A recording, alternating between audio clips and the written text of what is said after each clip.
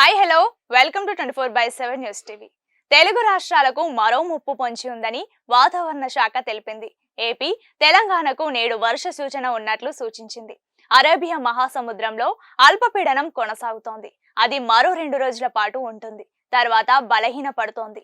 దాని ప్రభావం ఏపీ, తెలంగాణపై లేనప్పటికీ ఇవాళ మాత్రం తెలుగు రాష్ట్రాల్లో వర్షాలు పడతాయని ఐఎండీ తెలిపింది. అయితే తెలంగాణలో ఇవాళ, రేపు కూడా వర్షాలు పడతాయని హైదరాబాద్ లోని వాతావరణ అధికారులు తెలిపారు.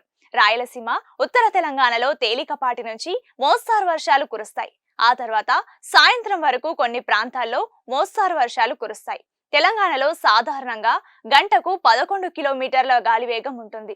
ఏపీలో సాధారణంగా గంటకు 12 కిలోమీటర్ల వేగంతో ఉంటుంది. ప్రస్తుతం గాలులన్నీ అరేబియా సముద్రంలో ఉన్న అల్పపీడనం వైపు వెళ్తున్నాయి. ఇక తెలంగాణలో మాక్సిమం 30 డిగ్రీల సెల్సియస్ వరకు ఉంటుంది.